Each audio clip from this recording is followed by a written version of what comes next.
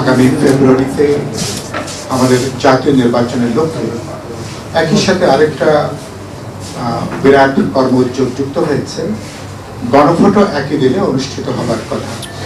এই বিরাট মহাযজ্ঞ রাজনৈতিক দল, জনগণ, সরকার আর নির্বাচন কমিশন সবার যখন এই ব্যাপারে প্রধান মনোযোগ থাকার কথা, তখন হঠাৎ করে আমরা দেখছি যে সরকার তারা এই যে দুটো কন্টেইনার টার্মিনাল নির্মাণের ব্যাপারে খুবই অতি সংগোপনে, কিছুটা বলতে পারেন চুপি অতি গোপনীয়তা রেখে তারা এই চুক্তি স্বাক্ষর করেছে। সাংবাদিকরা যখন জিজ্ঞেস করলেন চুক্তির পুরো বিষয়টা প্রকাশ করা যাবে কিনা, সংশ্লিষ্ট কর্মকর্তারা বললেন এই চুক্তি সবটা নাকি প্রকাশ করা যাবে না। তাহলে কি এমন চুক্তি আছে, কি এমন শর্ত আছে যেটা রাজনৈতিক দল, দেশবাসী যেটা জানতে পারবে না? এবং সেখানে সন্দেহের উদ্রেক হয়েছে। প্রথম হচ্ছে যে এটা অন্তর্বর্তী সরকারের যে এখতিয়ার, এটা তার বাইরে। যে সরকার আর মাত্র 2.5 মাস আমরা আশা করি ক্ষমতায় আছেন, তাহলে কি এমন বাধ্যবাধকতা, কি এমন ঠেকা পড়লো যে সরকারকে এত প্রবল বিরোধিতার মুখে গোপনীয়তার সাথে এরকম তাকে দুটো চুক্তি স্বাক্ষর করতে হলো? এটা আমাদেরকে বিস্মিত করেছে, হতবাক করেছে, আমাদেরকে ক্ষুব্ধ করেছে। এটা একটা। দুই হচ্ছে যে আমরা বলেছি ইতিমধ্যে যে আপনারা এই যে চুক্তি, এই চুক্তির সাথে যারা অংশীজন, কোনো ব্যাপারে যদি কোনো প্রয়োজন থাকে তাহলে অংশীজনের সাথে কথা বলবেন, আলাপ আলোচনা করবেন, তাদের পরামর্শ অনুসারে চলবেন।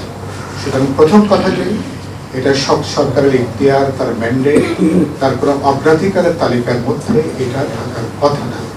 তার মানে অন্য কোনো সরকারের অন্য কোনো সুতার কোনো টান আছে, অন্য কোনো স্বার্থ আছে, অন্য কোনো এজেন্ডা আছে, এটা সন্দেহ করবার করে যৌক্তিক বাস্তবসম্মত কারণ আমরা দেখছি।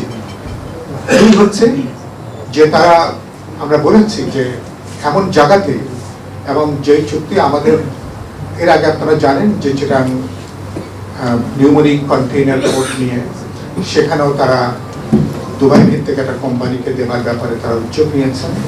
এটা নিয়ে ইতিমধ্যে উচ্চ আদালতে এটা নিয়ে মামলা হয়েছে এবং উচ্চ আদালতের এখন আমরা আপাতত তার কার্যক্রম সরকারকে স্থগিত রাখতে বলা হয়েছে এই বিষয়গুলো সুরাহা না হওয়া পর্যন্ত।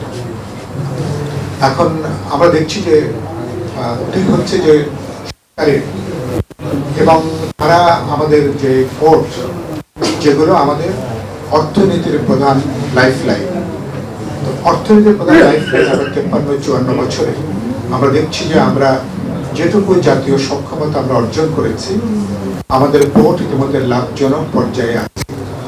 যদি এটাকে কার্যকর করতে হয়, আরো লাভজনক করার নিশ্চিত সুযোগ আছে, আরো দক্ষ করার সুযোগ আছে। প্রয়োজন বোধে বিদেশ থেকে আমরা প্রযুক্তি নিয়ে, নো হাউ আমরা নিয়ে আমরা আমাদের বন্দর ব্যবস্থাপনাকে আমরা উন্নত করতে পারবো, কার্যকর করতে পারবো, তাকে আমরা গতিশীল করতে পারবো। আমরা আমাদের বন্দর যদি চালাতে না পারি, আমরা আমাদের বন্দর, এবং কোনো রাজনৈতিক দল দাবি করেনি, জনগণের কোনো অংশ দাবি করেনি বন্দরের সাথে যুক্ত যারা পারছে না, সুতরাং বিদেশি কোনো কোম্পানির কাছে এটা